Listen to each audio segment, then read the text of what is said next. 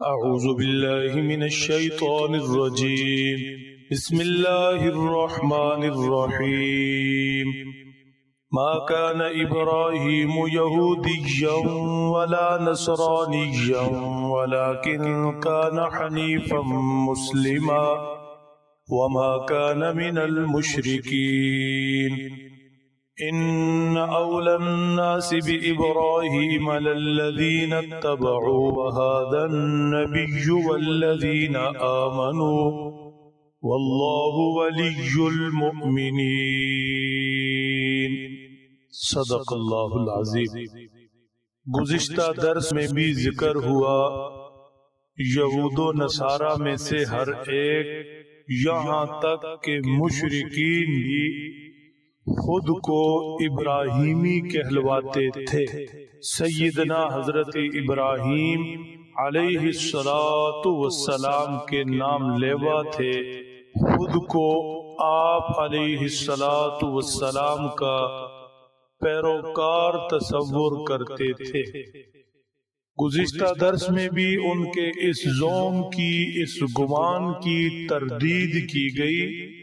آج تلاوت کی گئی آیات مبارکہ میں مزید وضاحت کے ساتھ نفی کی جا رہی ہے، بالکل صراحت کے ساتھ، کہ نہ تو حضرت ابراہیم علیہ السلام یہودی تھے کہ تم ان کا نام لو، اور نہ ہی وہ نصرانی عیسائی تھے کہ تم دعویٰ کرو کہ تم ان کے دین پر ہو. ما کان ابراہیم یہودیا ولا نصرانیا، حضرت ابراہیم نہیں تھے یہودی اور نہ ہی عیسائی. ولیکن کان حنیفا مسلما، ہم بتاتے ہیں ابراہیم علیہ السلام کی صفات کیا تھی. اب دیکھتے جاؤ جس کے اندر یہ صفات موجود ہیں وہ حضرت ابراہیم علیہ السلام کے دین پر ہے، وہی ان کا نام لینے کا، ان کی پیروی کرنے کا حقدار ہے. سیدنا حضرت ابراہیم علیہ السلام کی پہلی صفت ذکر فرمائی حنیفن. حنیف کا معنی یکسو. حضرت ابراہیم علیہ السلام یکسو تھے، ایک راہ کو پکڑ کر باقی سب کو چھوڑنے والا حنیف ہوتا ہے. حضرت ابراہیم ایک اللہ کو ماننے والے تھے، ایک اللہ کے حضور جھکنے والے تھے، ایک اللہ کو معبود ماننے والے تھے. حضرت ابراہیم موحد تھے، موحد. اب دیکھ لو حضرت ابراہیم علیہ السلام کی یہ حنفیت، یہ یکسوئی، یہ ایک اللہ کا ہونا اللہ نے کسے نصیب فرمایا؟ یقیناً یقیناً یقیناً توحید کا یہ علم حضرت صلی اللہ تعالی علیہ وسلم نے اٹھایا، اور پھر آپ کی امت محمدیہ علی صاحبہ الصلاۃ والتسلیم کے سپرد ہوا.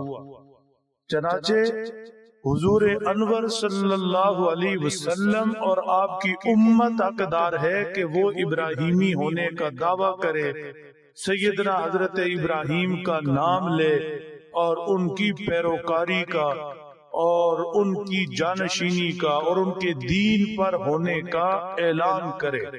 سیدنا حضرت ابراہیم علیہ السلام کی دوسری صفت ذکر فرمائی مسلمن، فرمانبردار، اپنا سب کچھ رب تعالی کے سپرد کرنے والے. حضرت ابراہیم ایسے ہی تھے، فرمانبردار تھے، اپنا سب کچھ رب تعالی کے سپرد کرنے والے تھے اور اسی پر خوش تھے. اپنی ہر مرضی، ہر خواہش رب کائنات کے حکم پر قربان کرنے والے تھے. چنانچہ جب فرمایا گیا کہ آپ اپنے بیٹے کو ذبح کر دیں تو کیسے فرمانبردار تھے، اللہ کے حکم پر بیٹے کی گردن پر چھری چلا دی۔ خداوند قدوس نے فرمایا فلما اسلم وتلہ للجبین ونادیناہ ان یا ابراہیم قد صدقت الرؤیا انا کذالک نجزی المحسنین۔ اسلما کے لفظ ہیں، دونوں نے اپنے آپ کو اللہ کے حکم کے سپرد کر دیا۔ سیدنا ابراہیم کو ذبح کرنے کا حکم ہے، وہ ذبح کرنے کے لیے تیار۔